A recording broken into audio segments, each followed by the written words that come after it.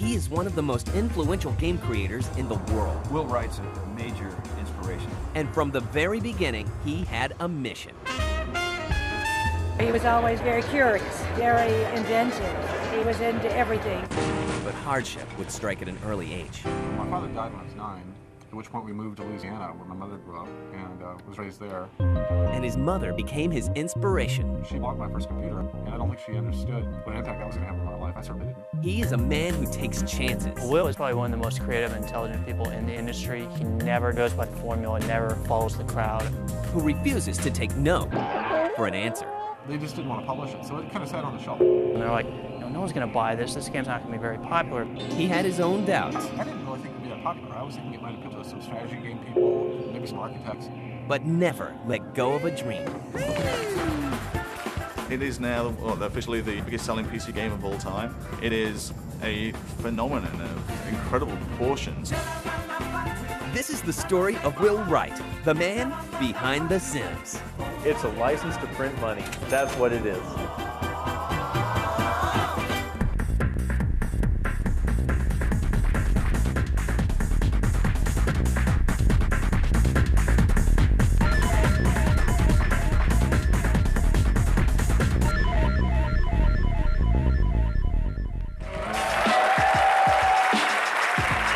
In the spring of 2002, Sims creator Will Wright received the Lifetime Achievement Award from the International Game Developers Association. And his biggest fan has been beside him every step of the way. There's one other person, very special person I want to thank tonight. Without her, I certainly would not be here, and that's my mother. Let's go back to the beginning and find out how it all began. He was into a Montessori school when he was 3 years old, and the teachers there made it quite clear, right from the start, that he was very bright. And the one thing that I could do is feed him information. Well, I lived in Georgia for 10 years. My father died when I was 9, at which point we moved to Louisiana, where my mother grew up. I was kind of an odd kid growing up, if you can imagine. He was always very curious, very inventive. He was into everything. I would jump around from subject to subject and just get totally obsessed with it. Spend all my time just, obsessing and studying, one thing after another. As he got a little older, he got into building robots and things like that. Never a dull moment. Oh, she was always very supportive. She was the most wonderful mother I could imagine having because, she would kind of let me pursue my interests and she would encourage it and just kind of, if she could help, she would. But generally, she was just kind of, what in the world is he doing now? Type of thing. A simple gift would change everything forever. She bought my first computer for me as a Christmas present, and I don't think she understood, what an impact that was going to have on my life. I certainly didn't. In the late 1970s, Wright packs up his computer and heads for Louisiana Tech to study computer programming. But the Bayou would soon be bye-bye. I left there and went to New York, and lived in New York for about a year. Went to the New School for Social Research. It's near NYU. It's kind of a liberal arts college. Yet the anxious mind has no plans of settling down. He was just so into various things that I didn't understand. So I studied things like, mechanical engineering, architecture, aviation, got a pilot's license. That's about the time that the personal computer was just coming out. I was in college and I bought an Apple II to connect to my robots. At this point, my robots are getting fairly elaborate, these big things running around, making holes in the walls. And that's kind of when I fell into software. But he falls out of love with being a student. After 5 years of study, Wright leaves without a sheepskin. How will his biggest fan feel? I was afraid he wouldn't be able to make a living. Will's desire for more leads him out west and into the arms of someone special. Well, I'd actually met my wife in Louisiana who was living in California, and that was the real reason I moved to California originally. But at the same time, I was getting into computers, and that also was kind of like, the center of the universe for the computer industry. Wright quickly finds work designing computer programs, but can't seem to keep his feet on the ground when it comes to video games. The very first games I was buying were like the very first flight simulator program from Bruce Artwick, which is all wireframe graphics. You actually had to write your own assembly language patch to make the thing work. So, very low tech, but still at the time it was this little self-contained world in a box that I could go explore, and it had its own little rules of physics that you could program. And so, to me that was just immensely attractive. That attraction changes his destiny. When I decided, I'm going to try and make a commercial game. And at that point, there had actually been a lot of people with, 4-year head start on me on the Apple. They were producing some really spectacular things. And I decided that probably my best chance would be to buy one of the newer computers that was just coming out and learn that as fast as I could. Will is probably one of the most creative and intelligent people in the industry. He never goes by the formula, never follows the crowd. I mean, he's always off on his own. The Commodore 64 was coming out right around that time, and I bought one of those, one of the very first units, and just dedicated myself to absorbing the machine, learning every little thing about it. And so my first game was actually based upon that machine, and it was based upon some of the unique technical features within the Commodore that the Apple II couldn't do.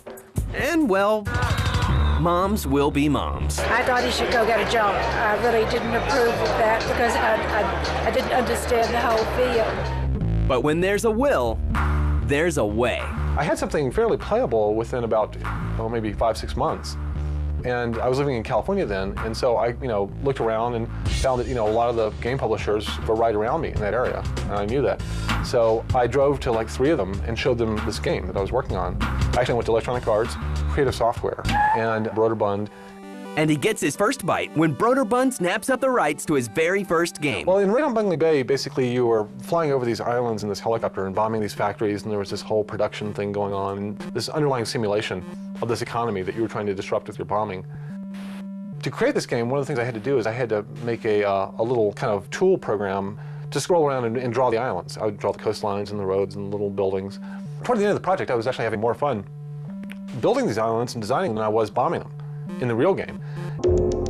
Although sales in the US are disappointing, it didn't sell very well in the US because piracy was very big in those days. Raid on Bungeling Bay becomes one of the first US titles to be exported to Japan. In Japan, it was one of the first games released on the first Nintendo system. And in Japan, it sold almost 1 million units. I had a lot of royalties coming in from Bungeling Bay, so I was living off of that comfortably. And actually took about a year off when my daughter was born, just to kind of, spend raising her. He is also nurturing something else. After destroying targets, he sets his hopes on another type of game. After I finished that game, I kind of kept playing with the editor and thinking, it'd be even cooler if I could somehow make these little islands come to life. And so that's when I started researching, like traffic simulations, land use, urban growth. I think because he's well-read and he thinks about a lot of things and he plans a lot of things in the design phase, takes more time about his concept of game and experiments with programming things. And Will Wright plants a seed for a simulation game that will add a new dimension to video games and change his life forever.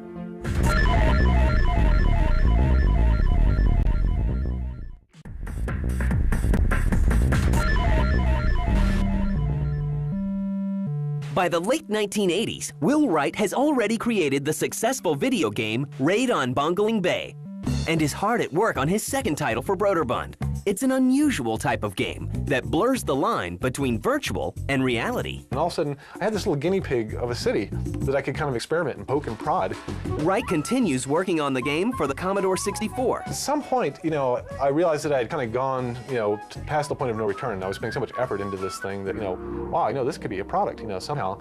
Wright envisions a game in which the players create the world in which the characters live. That's the entire game. What an original concept. Unfortunately, those at Broderbund weren't feeling it. I have the highest respect for the Carlson brothers that started Broderbund, and just great guys. And so, I don't attribute any of it to any lack of insight on their part, because that happens to everybody. It's happened to me so many times. But Broderbund yearns for something a little more traditional. They didn't quite evolve in the direction they were expecting it. They kept expecting there to be something where there was a win-lose at the end. They just didn't want to publish it, so it kind of sat on the shelf. One of the most successful franchises in game history almost dies then and there.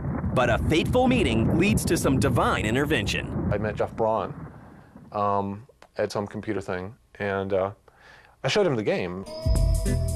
And he was just, astounded by it. He said, "Oh, this is great. Oh, man, we should sell this." And he eventually convinced me to help him start a games company. And that's when we started Maxis. And around that time, the new computers were coming out, the new Macintosh and the Amiga.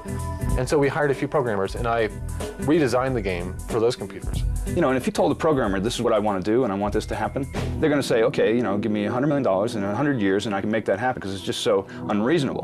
But the way he looks at these things, he goes, no, that's not that unreasonable at all. We started our company Maxis, and we programmed SimCity on these new computers. SimCity is ready for presentation, and you won't believe where the brand new company takes the brand new game. When we finished this in 1989 or so, we actually went back to Broderbund and showed it to them, and they said, "Wow, that's cool. Yes, we want to publish that." And so, in some sense, it's really nice that they had kind of rejected it, because Maxis would have never happened, I think, otherwise. SimCity is ready for its 1989 debut. But is the world ready for such an unusual game? With no ending? The sim games really are the model of some chunk of reality that you're familiar with, and then allowing you to sit there and interact with it, play with it. Players of SimCity are actually city planners and have unlimited power over every aspect of a real city, including natural disasters and attacks by creatures. The ideas he brings to the game, the different fields he studies, you'll see him in an interview, or if you talk to him, you'll just be amazed about sort of the breadth of knowledge and understanding of machines, how people relate to machines, how people relate to programs. He puts that all together and creates these really amazing, revolutionary games. But is this game a bit too revolutionary? When I designed SimCity, I didn't really think it would be that popular. I was thinking it might appeal to some strategy game people, maybe some architects. But Wright is wrong. SimCity is released in 1989. The game nobody can win is a hit with critics and game fans. It was so easy to use, and it also was in real time. Most games previous to then had been more turn-based and had sort of an ugly sort of top-down perspective, and he brought an isometric look to the game.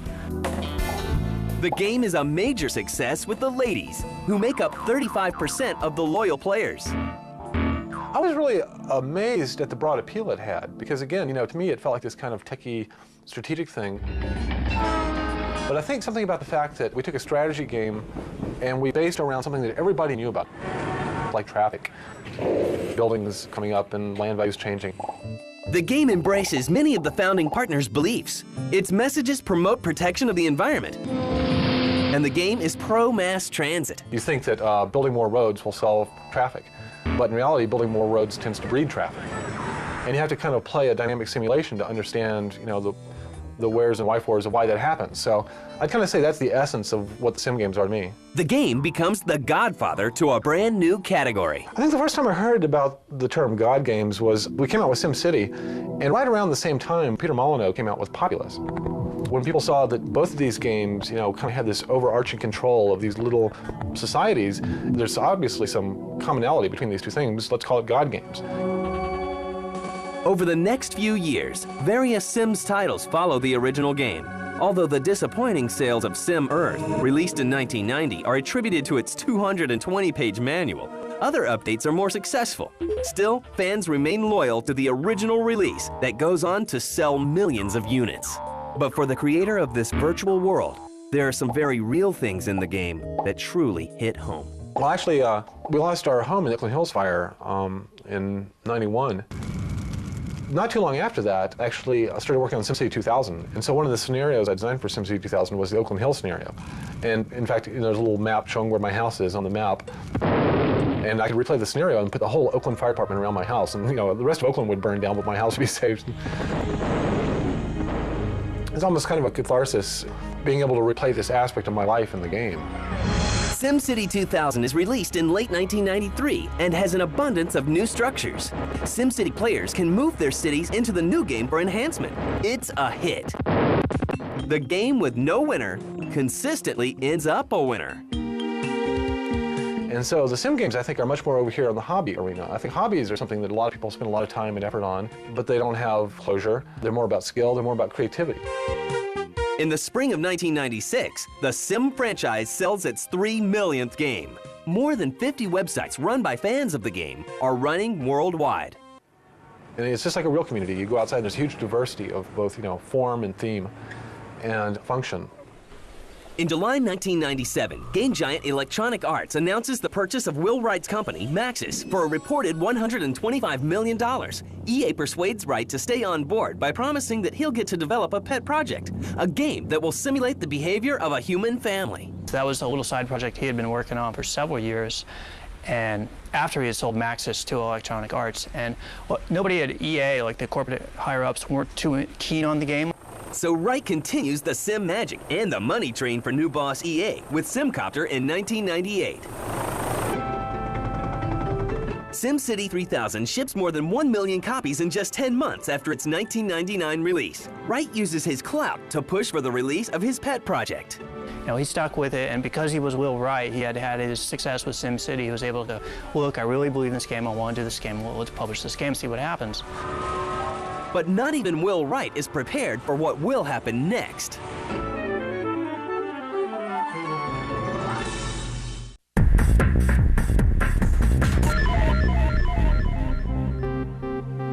By January 2000, 40-year-old Will Wright's Sim franchise has sold more than 8 million games worldwide. For 5 years, he has quietly been at work on a pet project, a simulation game that will bring the game characters in SimCity alive. It's one of those games that's really difficult to identify, to just say, you know, it fits this genre or this genre. It really doesn't. It's a game all its own. There are rumors that EA, owner of Wright's company Maxis, is skeptical of the chances for the game's success. They saw the design specs, they saw the write-ups, and they're like, oh, no one's gonna buy this. This game's not gonna be very popular. But The Sims, released in February 2000, brings new life to the Sims world. So he's going, I want to design a world in which the game player can have the little people that they're nurturing, but I want them to have a jillion choices that are going to change who they become and how people relate to them. Little people in your computer. That's what they are. Little interactive people. You can shape their lives, mold them, help them along. Let them date. Let them build relationships. Have kids. Go scale the career ladder. Do whatever they want. Players can give their Sims a unique appearance or personality, even model characters after family or friends.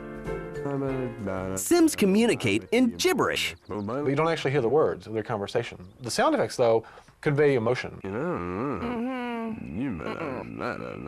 It's kind of about blah, blah, blah. And they could be excited. Or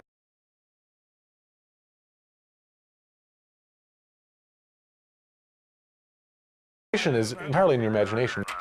Most importantly, players can drop down to street level and walk among their creations. When you've got a sandbox like The Sims is to play around with, you'll play around in all kinds of ways.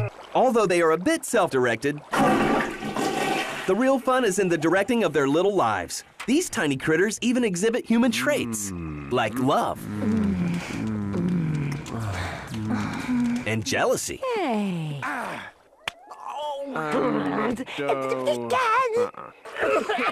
There's sickness and even death. EA's fears about failure are quickly quelled. Just one day after the game is launched, websites are already praising the new game's merits. By June, it is the top-selling PC game of the year and sells nearly 2 million copies. Fans are addicted. Some spend up to 30 hours a week playing the game. I don't find them to be any different than those people who are addicted to EverQuest or addicted to Quake or Unreal Tournament. They have The Sims, and that's perfectly fine and acceptable. It's a great game. The Sims is the top-grossing computer game of 2000, selling more than 3.3 million copies. Yet something more real moves right. Now the game is becoming kind of almost a tool for autobiographies, where people are kind of chronicling things that happened to them, abusive relationships or deaths in the family. Somebody did one about 9/11, you know, kind of explaining what they were doing that day and how it played out. And so it's actually kind of interesting that the game can become a tool of expression like this.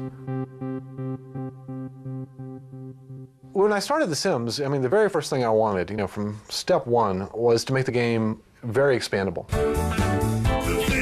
Expansion packs arrive in a quick succession. It's a license to print money. That's what it is.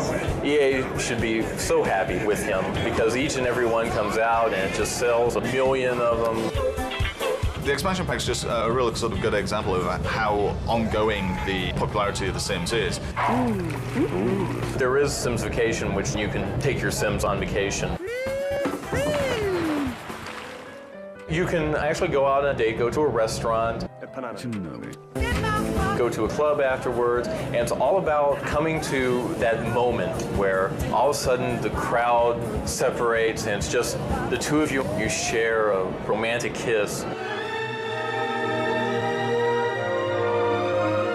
Sim Golf was a project that kind of started as a game about designing a golf course and grew into a game about people and the way they interact and the comedy of what happens on a golf course. It's more than a game about golf, it's almost a game about life.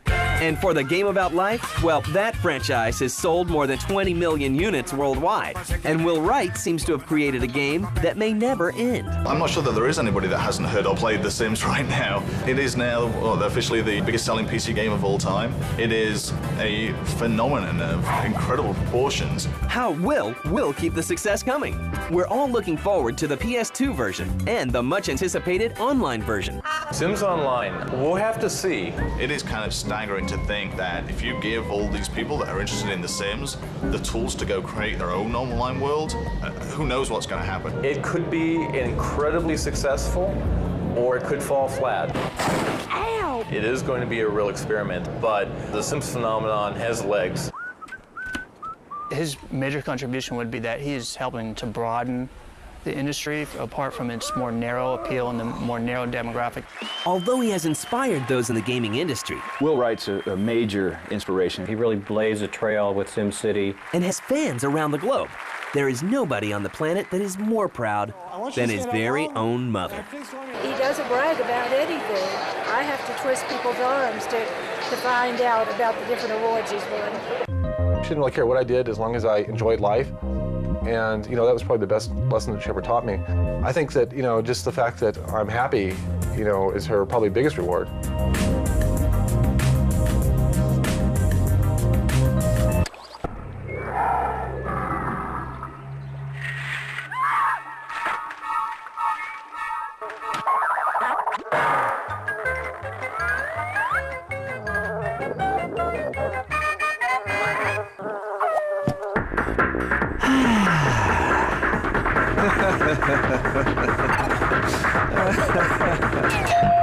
Oh,